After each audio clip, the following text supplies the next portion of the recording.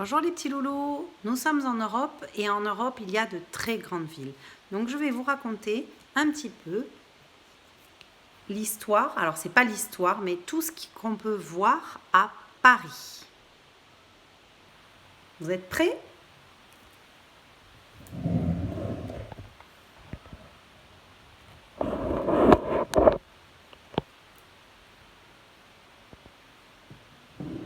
Alors désolé, c'est un petit peu le bazar sur mon bureau.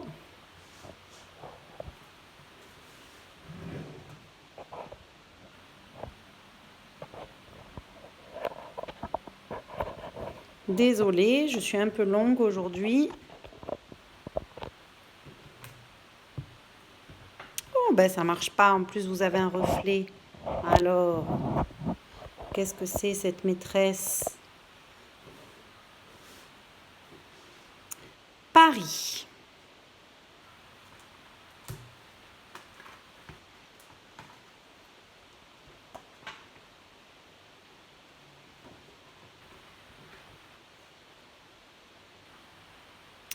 Paris est la plus grande ville de France. Elle est divisée en 20 arrondissements.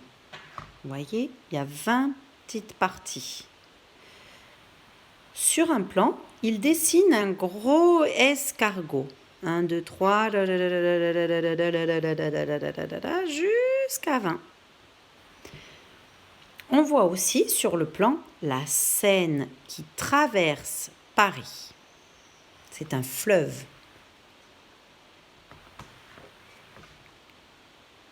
Paris est la capitale du pays, la France.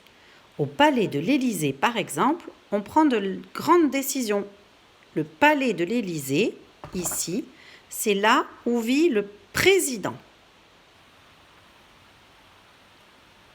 À Paris, il y a énormément de monuments qui sont très célèbres. Ici, vous avez l'église du Sacré-Cœur, qui a été construite sur une petite colline. Pour y accéder, il y a soit des escaliers, soit un funiculaire. Vous avez l'Opéra Garnier. C'est un opéra comme nous avons sur la Comédie, mais beaucoup plus grand. Ou encore, une grande place où il y a un obélisque qui s'appelle la place de la Concorde.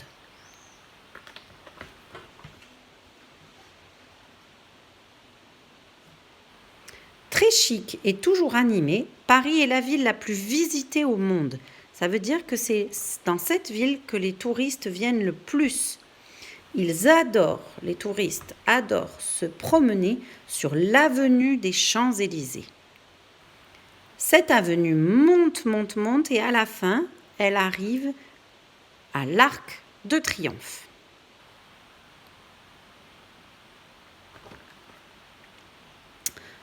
Pour aller d'un endroit à l'autre dans Paris, ce n'est pas comme à Montpellier où il y a le tramway, il y a ce qu'on appelle le métro. C'est un petit peu comme un tramway, mais qui est creusé dans des tunnels sous la terre. Il y a 380 stations de métro.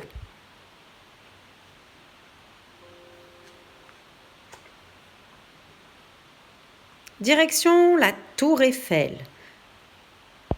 Elle a été construite en 1889 pour une grande exposition. C'est devenu le symbole de Paris. Pour monter jusqu'au 3e étage, il y a 704 marches.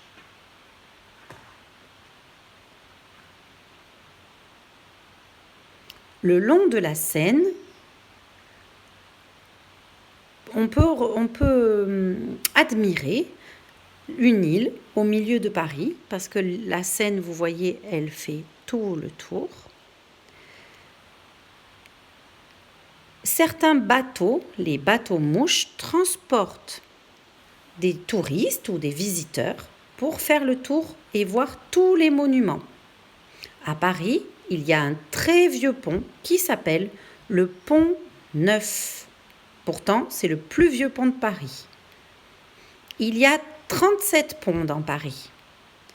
Au bout de l'île dont je vous ai parlé, qui s'appelle l'île de la Cité, vous voyez, là-bas, il y a une célèbre cathédrale qui s'appelle la cathédrale Notre-Dame. Vous avez dû en entendre parler car elle a brûlé l'année dernière. C'est notamment cette flèche-là qui a brûlé l'année dernière. Il y a eu un immense incendie. Donc aujourd'hui, on ne peut pas la visiter et elle n'est plus comme ça parce qu'ici, il y a eu un incendie. À Paris, il y a aussi beaucoup d'expositions, des promenades et des musées. Le plus célèbre musée de Paris s'appelle le musée du Louvre et c'est là où on trouve le tableau de la Joconde qui a été peint par Léonard de Vinci.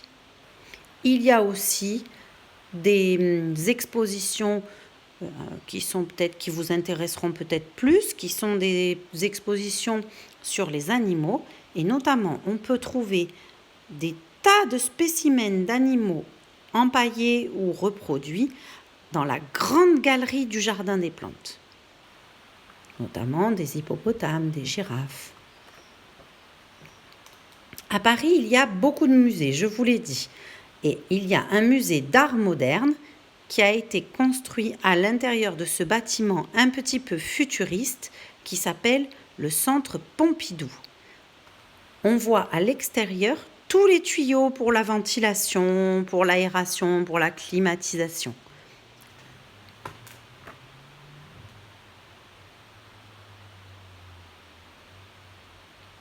À Paris, il y a aussi beaucoup de jardins et de parcs où on peut aller se reposer et se mettre loin du bruit de la rue. Ici, vous avez les jardins du Luxembourg, il y a un grand plan d'eau où les enfants peuvent faire naviguer des bateaux. Ici, c'est le parc des Buttes-Chaumont.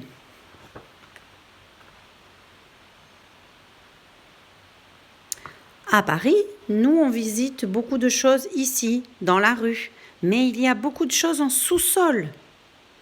La ville ressemble à un gruyère avec plein de trous, comme par exemple pour accueillir des galeries marchandes avec des magasins, des parkings, le métro dont je vous ai parlé tout à l'heure, ici ou ici.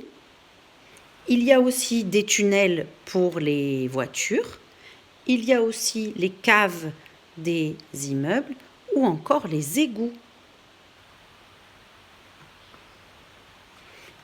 Ici traverse un grand tuyau de chauffage. Donc vous voyez, c'est vraiment comme un gruyère le sous-sol.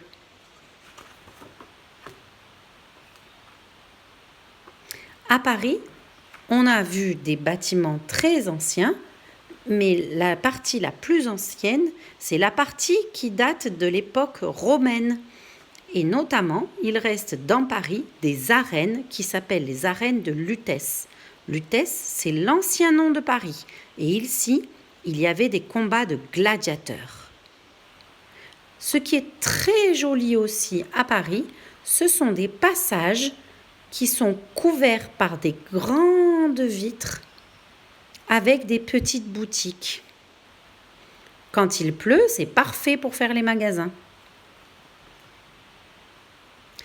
Chaque quartier de Paris a une atmosphère différente. Calme, plus agité. Là, ce sont les gargouilles de la cathédrale que je vous ai montrée tout à l'heure, des cathédrales de Notre-Dame. La nuit, toute la ville est illuminée. Vous voyez ici, il y a la Tour Eiffel.